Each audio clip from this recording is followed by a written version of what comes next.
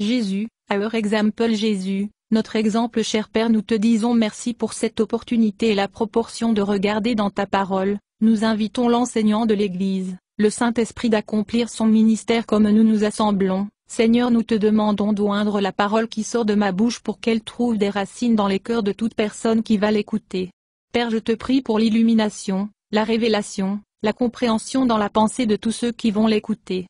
Seigneur, je te remercie de m'avoir fait ministre du Nouveau Testament et je te dis merci pour le succès de ce message, du fait que le Saint-Esprit est l'enseignant. Merci Seigneur, cela ne dépend pas de moi mais tout dépend de toi, et tu es fidèle. Nous te donnons la louange et te rendons grâce dans le nom de ton Fils Jésus-Christ. Amen. Gloire à Dieu. Nous avons commencé une série sur le développement de la ressemblance avec le Christ ou du caractère semblable au Christ.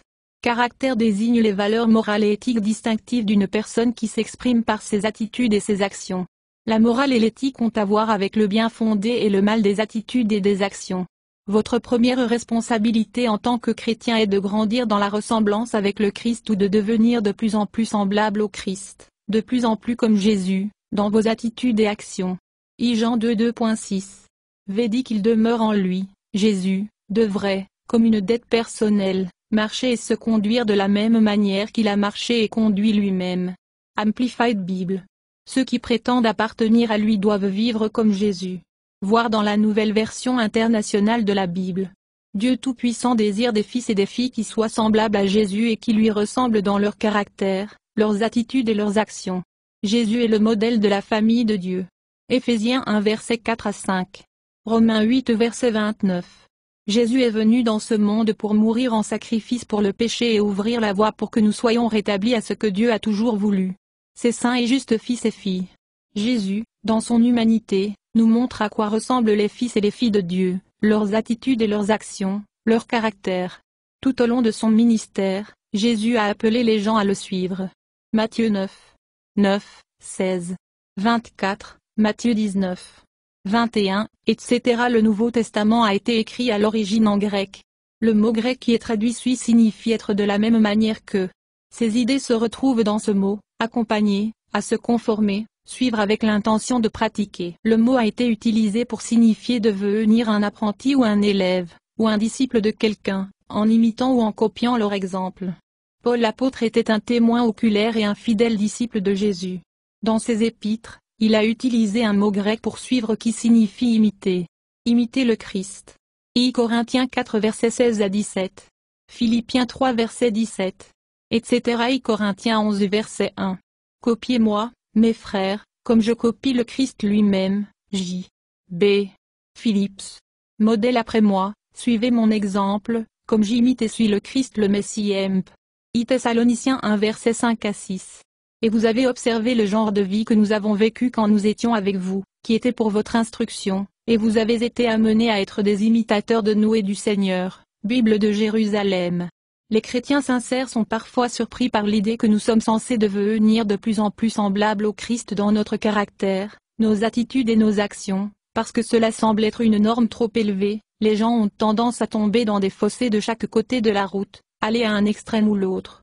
Il y a ceux qui disent qu'il est impossible pour nous d'être comme Jésus, alors pourquoi essayer? Après tout pardonner, nous sommes sous la grâce, et Dieu nous aime quoi qu'il arrive.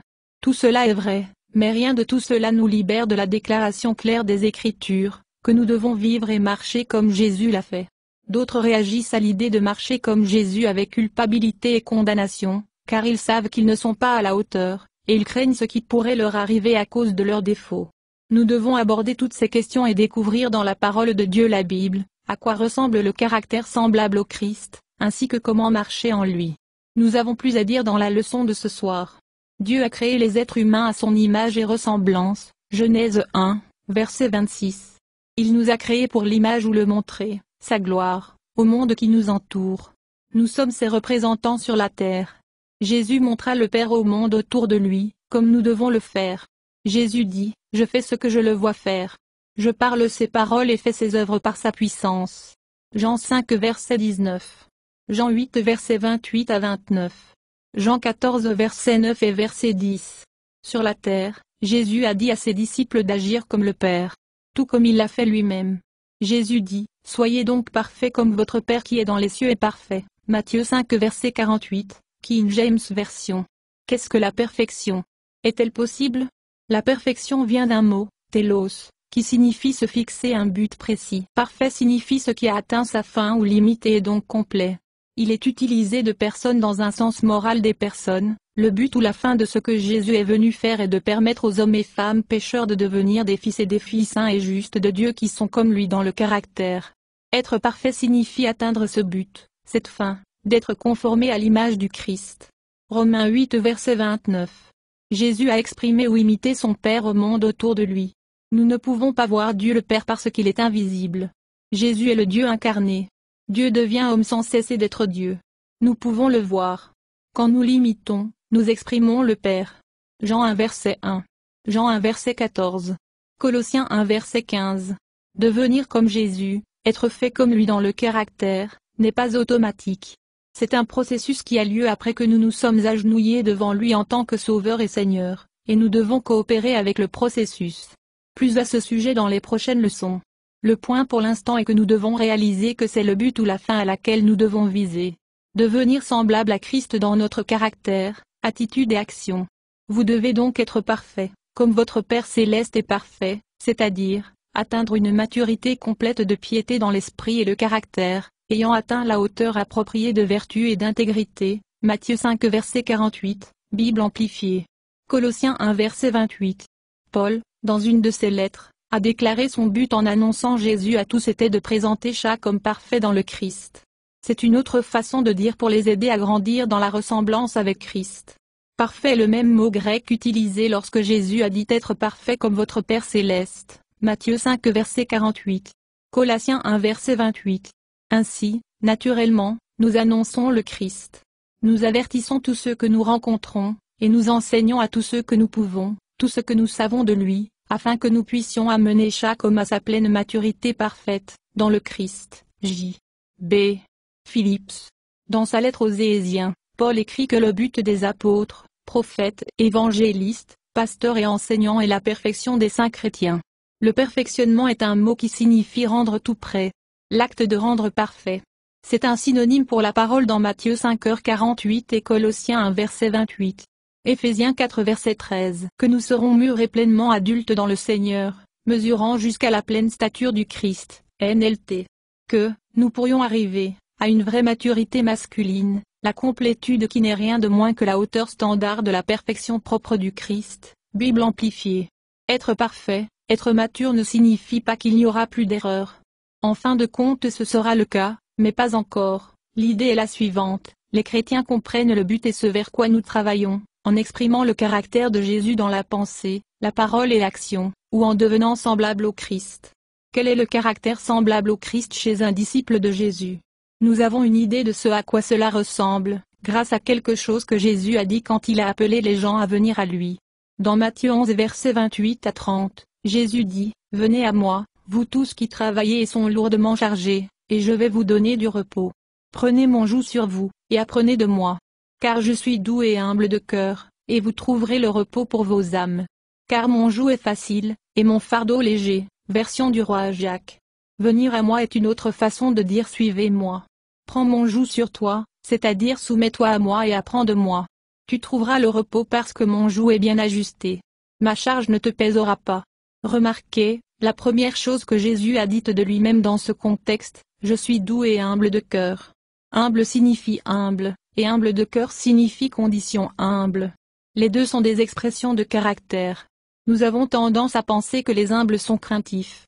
Et nous pensons à l'humilité comme ne se vantant pas de soi-même ou se sentant humilié à cause de nos péchés, fautes et échecs. Ces idées sont inexactes. Jésus n'avait pas de péché, ne se vantait pas et n'était ni faible ni craintif. Pourtant, il était doux et humble. Le mot grec qui est traduit doux a une idée différente de celle d'être timide ou craintif. Dans le grec de ce jour-là, le mot doux avait l'idée de se tenir entre deux extrêmes, de s'énerver sans raison et de ne pas s'énerver du tout. La douceur est le résultat du choix d'un homme fort de contrôler ses réactions en soumission à Dieu. La douceur est un équilibre qui vient de la force de caractère qui découle de la confiance en soi. Dieu, pas la faiblesse ou la peur. La douceur est le pouvoir sous contrôle. L'humilité signifie beaucoup plus que ne pas se vanter ou se rabaisser. L'humilité reconnaît sa véritable relation à Dieu et aux autres. Celui qui est humble se rend compte qu'il est serviteur de Dieu et serviteur de l'homme. La vraie humilité et la douceur agissent comme Jésus. Paul a fait une déclaration claire sur l'humilité, comme démontré par Jésus, dans sa lettre aux Philippiens. Dans le contexte de la façon de traiter les autres, Paul a écrit, « Ne soyez pas égoïstes. Ne vivez pas pour faire bonne impression aux autres. Soyez humbles, en pensant que les autres sont meilleurs que vous. Ne pensez pas seulement à vos propres affaires, mais intéressez-vous aussi aux autres et à ce qu'ils font. » Philippiens 2 versets 3 à 44, la Bible du Semeur. Puis, pour faire encore plus clair son point, Paul les a exhortés à avoir la même attitude envers les autres que Jésus, que cette même attitude et ce même dessein et cet esprit, humble, soit en vous qui êtes en Christ Jésus. Qu'il soit votre exemple d'humilité, Philippiens 2 verset 5, Amplified Bible Philippiens 2, versets 6 à 7. Qui, étant de nature Dieu, ne considérait pas l'égalité avec Dieu comme quelque chose à saisir, mais se faisait rien, prenant la forme même d'un serviteur, étant fait à la ressemblance humaine, nouvelle version internationale. Philippiens 2 verset 8. Et étant trouvé dans l'apparence comme un homme, il s'humilia et devint obéissant à la mort, même la mort sur une croix, nouvelle version internationale. Quand Jésus s'est incarné, il s'est fait chair dans le sein de la Vierge Marie, il s'est humilié et est devenu pleinement homme. Sur cette terre, il a pris le rôle d'un serviteur des hommes.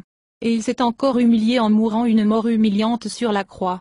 Jésus a vécu sur la terre comme serviteur de Dieu et serviteur des hommes. Remarquez ces déclarations que Jésus a faites. Je ne peux rien faire de moi-même, Jean 5 verset 19. Je suis venu non pas pour faire ma propre volonté, mais la volonté du Père, Jean 5 verset 30. Je ne cherche pas ma propre gloire, Jean 8 verset 42. Ma doctrine n'est pas mienne, Jean 7 verset 16. Je ne cherche pas l'honneur des hommes, Jean 5 verset 50. Les mots que je parle ne sont pas les miens, Jean 14 verset 10. Je suis parmi vous comme un serviteur, Luc 22 verset 27. Je ne suis pas venu pour être servi mais pour servir les autres et donner ma vie en rançon pour beaucoup, Marc 10 verset 45. Je vous ai donné un exemple à suivre. Faites comme je vous ai fait, Jean 13 verset 15. Dans la Bible du Semeur. Parce que Jésus était un serviteur de Dieu, il se considérait comme un serviteur des hommes que Dieu a fait et aime, et cette attitude a influencé la façon dont il traitait les gens. Comme son Père, Jésus aimait les gens et était bon envers ceux qui ne sont pas reconnaissants et envers le mal. Matthieu 5 versets 43 à 48. Revenons à la déclaration de Jésus sur le fait qu'il est parfait, même si notre Père céleste est parfait, et voyons le contexte. Jésus avait juste instruit ses auditeurs d'aimer leurs ennemis, et de prier pour ceux qui les traitent méchamment et persécutez-les, car c'est ainsi que votre Père céleste traite les gens. Si vous êtes gentil seulement avec ceux qui sont gentils avec vous, vous n'êtes pas différent de personne d'autre. Même les païens et les percepteurs d'impôts le font. Les enfants du Père devraient agir différemment. Remarquez que Jésus, en tant qu'homme, a exprimé et démontré ces aspects du caractère de son Père. Quand Jésus était suspendu à la croix, il a prié pour ceux qui l'ont mis là. Père, pardonne-les. Ils ne savent pas ce qu'ils font. Luc 23 verset 34. Pierre, un témoin oculaire de ces événements, a écrit, Jésus, n'a pas riposté quand il a été insulté. Quand il a souffert, il n'a pas menacé de se venger. Il a laissé son cas entre les mains de Dieu, qui juge toujours équitablement. Pierre 2 versets 22 à 23, dans la Bible du Semeur. Pierre a précédé sa déclaration par ces mots, Christ, qui a souffert pour vous, est votre exemple. Suivez ses pas. Pierre 2 verset 21. Pourquoi?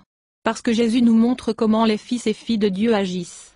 Jésus, l'expression visible de Dieu le Père, nous montre à quoi cela ressemble. Par conséquent, nous l'imitons ou le suivons. Jésus est mort pour ouvrir la voie à notre rétablissement dans le but que nous avons créé, en tant que fils et filles de Dieu qui le glorifient pleinement dans chaque pensée, motif, parole et action. Il est mort pour nous faire passer de la vie pour soi à la vie pour la gloire de Dieu et le bien des autres. 2 Corinthiens 5 verset 15. Jésus, est mort pour tous afin que ceux qui reçoivent sa nouvelle vie ne vivent plus pour se faire plaisir. Ils vivront plutôt pour plaire à Christ, qui est mort et ressuscité pour eux. Matthieu 22 versets 37 à 40. Jésus a résumé ce que Dieu désire de ses fils et filles, aimez Dieu de tout votre cœur, âme et esprit, tout votre être, et aimez votre prochain, comme vous-même. Cet amour n'est pas une émotion ou un sentiment. C'est une action. Aimer Dieu signifie obéir à sa loi morale, sa norme du bien et du mal comme révélée dans la Bible. L'amour des gens signifie de traiter les autres comme vous vouliez être traités. Parce que Jésus, Dans son humanité, aimait le Père et reconnaissait sa vraie relation avec lui, celle d'un serviteur. Jésus se voyait comme un serviteur de ceux que le Père aime. Il se voyait tel qu'il était vraiment en relation avec Dieu et les autres. Il est notre exemple de véritable humilité. Nous avons beaucoup plus à dire la semaine prochaine, mais considérez ces réflexions à la fin. Développement, le caractère du Christ n'est pas automatique. Il faut des efforts. Plus à ce sujet dans les prochaines leçons. Cependant, le développement d'un caractère semblable à celui de Christ, ressemblance avec Christ, ne vient pas seulement des efforts humains. Quand nous croyons en Jésus, nous le recevons, sa vie, son esprit, pour nous donner la force de marcher comme il a marché. Cette vie, capacité, ne nous force pas, ni ne change automatiquement et ne nous donne de l'autonomie. Mais comme nous choisissons d'imiter Jésus dans notre vie quotidienne, il nous aide à accomplir ce choix. Plus dans les leçons futures. Jésus a dit qu'il est la vigne et nous sommes les sarments, source de vie et de puissance pour nous. Si nous demeurons en lui, nous porterons beaucoup de fruits. Jean 15 verset 5. Demeurer en lui signifie vivre avec l'assurance et la conscience qu'il travaille en nous, moment par instant, ce que nous sommes à être. Il est notre force pour suivre à travers comme nous choisissons son chemin. Demeurer signifie croire, faire confiance, que vous êtes une branche et croire, faire confiance, que la vigne fera ce qu'il a dit, vous fournir de sa plénitude infinie. Nous le louons et le remercions pour sa présence et sa puissance en nous. Mon principal objectif dans cette leçon est de stimuler votre réflexion et de vous encourager sur la valeur et l'importance de faire l'effort de grandir dans la ressemblance avec le Christ. Pensez-vous en termes d'être un serviteur de Dieu et un serviteur des hommes, même quand c'est difficile? Comment vous voyez-vous en relation avec Dieu et les autres personnes? Il ne s'agit pas nécessairement les actions. C'est le motif. Je prendrai une balle pour vous, apporte ma gloire. Je vais effectuer une tâche pour vous. Pas de gloire. Beaucoup de gens font des choses bonnes pour leur gloire plutôt que la gloire de Dieu et le bien des autres. Ils aiment la reconnaissance qu'ils reçoivent pour leurs actions. Est-ce vrai pour vous de devenir comme Jésus est votre destin? Paul exhortait les gens qu'il enseignait à l'imiter comme il imitait le Christ, et il félicitait les chrétiens de la ville de Thessalonique pour cela, et vous avez observé le genre de vie que nous avons vécu quand nous étions avec vous qui était pour votre instruction, et vous avez été conduits à être des imitateurs de nous, et du Seigneur. Thessaloniciens 1 verset 5 à 6, Bible de Jérusalem. Plus loin dans cette lettre, nous trouvons qu'il les a exhortés à vivre une vie digne du Seigneur. Digne signifie, de façon appropriée, des vies qui glorifient Dieu. Notez que Paul ne les frappe pas sur la tête, condamner, les effrayer. Il leur a rappelé que c'est votre but. Vous avez été créés. Glorifiez Dieu en l'exprimant au monde qui vous entoure, comme l'a fait Jésus, le Fils parfait. Thessaloniciens 2 versets 11 à 12. Car vous savez comment, comme un père, traitant avec ses enfants, nous exhortions chacun de vous personnellement, en vous stimulant et en vous encourageant et en vous chargeant de vivre des vies dignes de Dieu, Amplified Bible, qui vous appelle à partager la splendeur de son propre royaume. J. B. Phillips. Ma prière est que par ces leçons chacun de nous sera inspiré pour marcher comme Jésus a marché. Laissez Jésus vous faire confiance à travers sa parole, la Bible. Merci Seigneur pour votre merveilleuse parole que tu as choisie pour que ça passe par moi. Merci Seigneur de choisir des fils et des filles d'être conformes à l'image de Jésus-Christ et d'être faits comme tes enfants en caractère et en puissance, pour tout ce qu'on entend. Que cette leçon puisse nous donner le désir de rechercher et de grandir en Jésus-Christ dans cet endroit. Seigneur, nous vous remercions et nous vous servons sur votre scène, notre désir c'est de demeurer en toi au nom de ton Fils Jésus-Christ. Amen. Louez le Seigneur, louez le Seigneur.